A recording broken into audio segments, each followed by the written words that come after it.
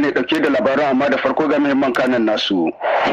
Wada ya barke tsakanin makiyaya da manoma wanda ya sandiyar mutuwar mutum biyu da jikata mutum 8 a ƙauyen Lokoko jihar Tibiri a makon da ya wuce. Magajin garin Gishime ya yi tsokaci. Hukumomin Bengu cikin jihar Gaya sun shirya salloli da addu'o'i a ranar Laraba domin zaman lafiya, tsaro da zaman jituwa. Akwai mu da ƙarin bayani a cikin shirin kuma na musamman zan maganta kan tasirin matsalar tsaro ka ayyuka masu zane a yankin Tilaberi.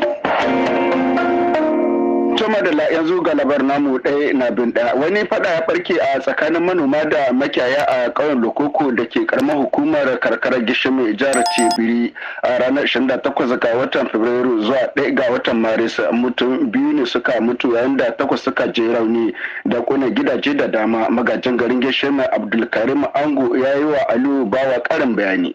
Wani matsala tsakanin makiyaya da manoma wanda ya kawo rasuwa mutum biyu, mutum 7 a likita. Lamari ne wanda ya taso cikin gona ta noman rani da wani makiyayi ya iske wani mai noman rani a cikin wurin shi da dabbobi ya ce wuta. To daga nan ne dai sun ka samu sabani har ta kai ga bugun juna. Manomin da ya hwaɗe sai yan uwan sun ka ga ya hwaɗe sun ka ce a samu su hannu. Wanda sun ka zo da farko su kuma abin ya same su. Allah ya sa mun ka taushe mutane sun ka haƙuri. A rana na biyu mun yi tawaga da prefe na gunduma Cibiri, sarkin Hulani da sarkin Arewa mun ka can mun ka kara ba su hakuri. Mun dawo an ka ci abin ya tashi. Patrick departmental ta shiga tsakanin abun ya yi karhinta sai da an ka samu ƙari daga jihar Doso. An murice ya kasance ya ƙara lalacewa. Kira ga matasa su yi hakuri da wannan al'amari da ya wakana.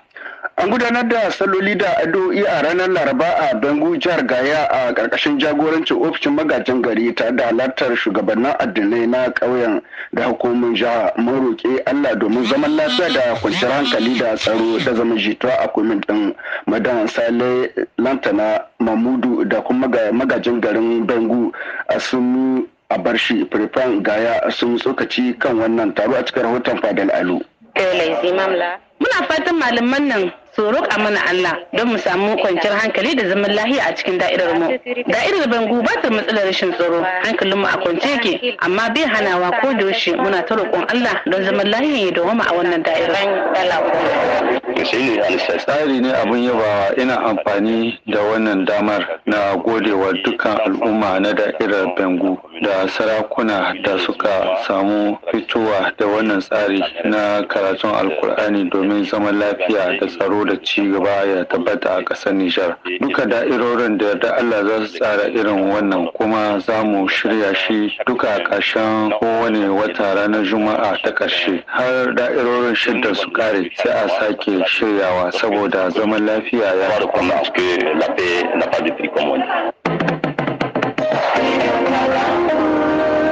A cikin shirin ɗaukar malaman makaranta na gwamnati an yi wata ganawa a ranar jiya tsakanin sakatare janar na ma'aikatar kwadago da kuma ƙungiyar kwadago. Batun wato ɗaukar ma'aikatan ne da kuma batun wato ƙa'idar aiki ɗin. Isaka Umaru mamba na ƙungiyar Sinaseb ya yi wa Fati Malam Yaro ƙarin haske. Le recrutement à la fonction publique. Ɗaukar malaman makaranta aikin gwamnati tsari ne da ke tafiya aikin da ake so. Gwamnati ta sauya dokokin shiga aiki. Idan za a kimanta kwarewar malaman makaranta 'yan kwantaragi kafin a ɗauke su aikin gwamnati, za a yi shi ne cikin aji a lokacin da suke ba da darussa. Ƙungiyoyin malaman sun ɗauki matakai domin ganin wannan shirin tantance sanin makamar aiki ta gudana cikin hanya madaidaiciya domin ganin dukkan malaman da suka alakanci aikin su sun kai ga samun a ɗauke su cikin aikin gwamnati. Sannan kuma gwamnati ta ɗauki matakin ƙara shekarun zuwa ritaya daga shekara 60 zuwa shekara 62. Hakan kuma zai yi tasiri a kan shekarun da an kayyade domin shiga cikin aikin gwamnati. Accéder à la fonction publique. Sai kuma a ranar Litinin da ta gabata ne hukumar kula da hajji da umara koho ta gana da shugabannin kungiyar hajji a Napa kwanaki kaɗan bayan dandali kan matsalolin shirya hajji a Nijar. A cewar shugaban a Napa shine na sanar da shugabannin kamfanin hajji da umara matakan da koho ta yake shirin ɗauka domin hajji mai zuwa a Nijar. Alhaji Ahmadu Mummuni shugaban a Napa a cikin rahoton Nuhu Muhammad Dantani. Litinin ina ta gabata hukumar tsara aikin hajji sun gayyace mu domin ba mu labari dangance da taron majalisar ministoci da suka kawo gyaran fuska akan tsarin aikin hajji. Hukumar tsara aikin hajji tana son ta kawo sabbin matakai amma mu a gare mu shawara ce. musamman a ciki sun yi bayanin kafin ka zama shugaban gungun kamfanin shirya aikin hajji sai ka tattara mahajjata 1000 da ajiye shaida na miliyan 200. Babu kamfanin da zai iya kulla yarjejeniya ba tare da amincewarsu ba, da kuma gabatar da jerin sunayen masu jagorantar mahajjata wata ɗaya kafin fara aiki. Abubuwa biyu da bamu yarda da su ba su ne tattara mahajjata 1000 da kuma ajiye shaida na miliyan 200 bamu yarda da su ba. A ranar 1 ga watan Maris an gudanar da wani taron karama juna sani a Yamai kan kare masu amfani da ayyukan kuɗi ko harkokin kuɗi latroni a ƙarƙashin ma'aikatar kuɗi ta hanyar dabarun ƙasa na kuɗi na SNF Niger. Mako Muhammad, Sakatare Janar na SNF Niger, a cikin rahoton Alayi Tajisir. Babban kalubalen kariyar masu bukata a ƙasar Nijar shine halin sauyin da ke shigowa na amfanin da ake da digital ya zan amfano ga dukkan sassan al'ummar Nijar. Don ko a yau kuɗaɗe da ake amfani da su ta hanyar digital suna tsumbul sosai ga tattalin arzikin Nijar. Hakan na tilasawa na a yi gyaran fuska da samun daidaito wanda ya dace. Ya zanto masu bukatar suna da hanyar ɗaukar matakai kuma sharuɗan bi su baiwa masu amfano da ma'aikatun dijital din a ƙasar Nijar samun kariya da ta waje ba. Dubarar ƙasa ta fuskar kuɗaɗe a ƙasar Nijar ta tana da zartar da zuba ƙasan jarin da ke taimakawa ga kariyar masu bukata. Don haka a yi adadin masu amfano a tattauna kan buɗin da ake iya samu da haɗarin tare da ƙwararrun masana da suka zo daga yankinmu da yankin Turai. Tattare za mu fayyace sharaɗin game da ɗaukar lissahi na 'yancin masu amfano da asusun dijital. Ma'aikatar sadarwa ta fitar a ranar jiya da yamma da sunayen 'yan taka a hukumar sadarwa ta CSC rukunai 3 domin kafofin gwamnati, furdusa, 'yan jarida da kuma masu amfani da sarrafa injin. Kafofi masu zaman kansu suna da 3, ɗaya masu aikin sadarwa, ɗaya masu buga jarida, kuma sannan ɗaya masu fasahar al'adu, ɗaya na ƙungiyar kare hakkin ɗan adam da demokaradiyya, sannan ɗaya na ƙungiyar mata. Za a kuma kira zaben a ranar 19 ga watan Maris, kuma zaben zai gudana daga karfe 8 na safe zuwa karfe 6 na yamma a ofishin gwamna na kowane yanki. A yau ne aka buɗe dandalin ƙasa na 'yan mata jagora karo na 4 a Yamai. Ƙungiyar ONG New Challenge ta shirya shi kuma zai gudana har zuwa 6 ga watan Maris. Nix ilimi, cin gashin kai, zaman lafiya, zuba jari cikin matasa 'yan mata da mata domin ci gaba mai ƙarko. A wannan karo 'yan mata 100 ne na yankuna 8 suke halarta. Rachel Niang Jangon, wakilar Unifam a Nijar, a cikin rahoton Samira Ruwafi. Budurwar yau ita ce matar gobe, haka zalika ita ce wakiliyar mu a yau, kuma ita ce za ta wakilce mu gobe. Idan muna son mu canza halayyar al'umma a lokaci mai tsawo a Nijar da Afirka da ma duniya ga baki daya, ya kamata mu mai da hankali kan kyautata rayuwar 'yan mata, mu mai da hankali kan bunƙasa al'amuran jagorancin 'yan mata, mu matsa kaini don ilimi da horon 'yan mata ya bunƙasa, kuma su samu cin gishin kansu a bangaren ɗaukar matsayi da kuma samun tsayayyen aiki don su kawo tasu gudunmawa kan ci gaban ƙasa. Ina fatan ganin cewa shekara mai zuwa dukkan 'yan matan da suka samu horo tun farkon wannan tsarin har zuwa yau da muke a karo na 4 su ba mu shaida kan yadda suka zartar da horon a cikin yankin nasu, kamar yadda a tsarin bayar da horon ya nuna, su kasance abin kwaikwayo a cikin yankin su kawo mana cikakkun bayyanai kan canjin da aka samu a yankin nasu. Trichiniasis wata cuta ce da kuda suke yadawa kuma take da dalilin rashin tsafta, kuma tana iya janyo makanta da dundumi. Abdullahi Mena ya hiranta da Gambo Manan Are, masani kuma likita a likitar Difa, kan wannan cuta da kuma matakan garkinta. Le trichiasis, vraiment, c'est un terme purement médical. Trichiasis kalma ce ta likitanci tsantsa, wani nau'in cuta ne wanda sakamako ne na cutar ido da ake kira trachom. Idan ba a yi magani ba tana ci gaba ta zama trachom interstitial, bayan haka ta kan zama mai tsananin ciwo.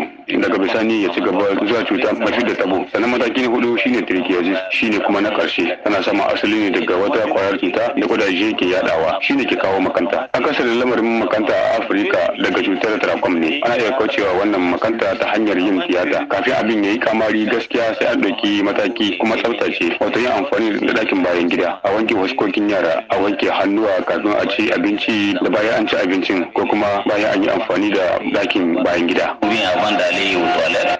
Tsohon Firaministan ƙasar Nijar Sula Abdullahi Allah ya masa rasuwa a ranar jiya a Faransa bayan ya yi fama da rashin lafiya a lokacin da yake raye da shekaru 58.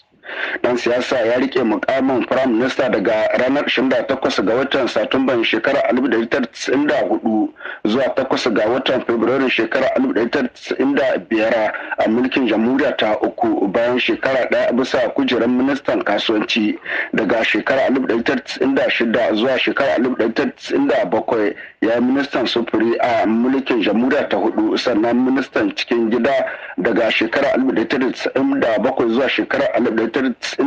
Allah ji kan musulmi.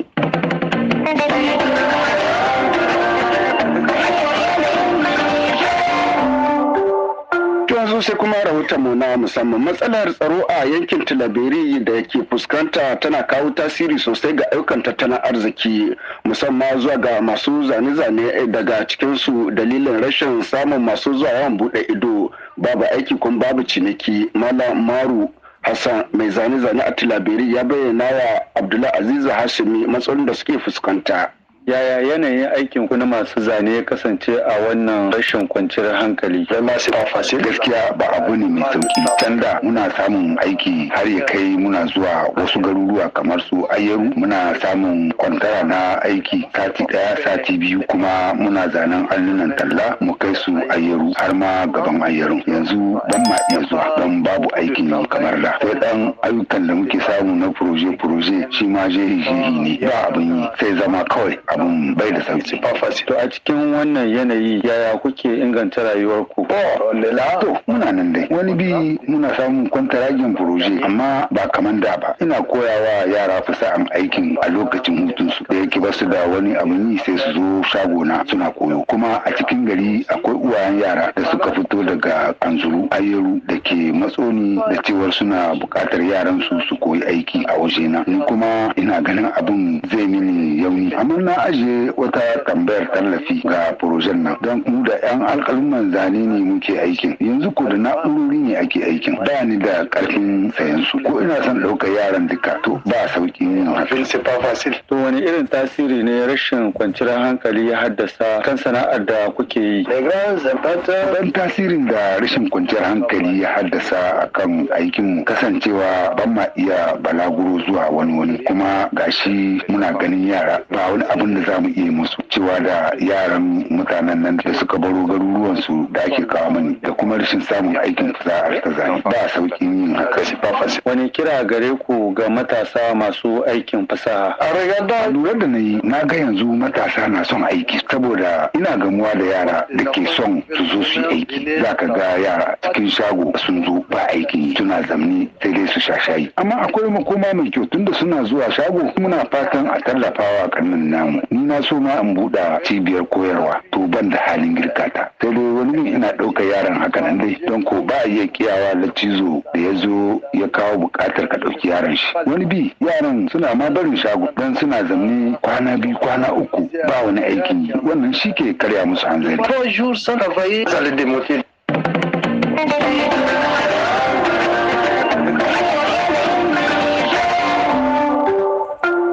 Ina ganin duka da haka ne muka zo ƙarshen labarin namu na sashen Hausa da ganan studio Kalangu. Yanzu bari haɗa ku da Zainabu Abdu wadda za ta gabatar muku da labaru da harshen zabarmanci, kafin sannan a ci gaba da sauraron shirye-shiryen studio Kalangu.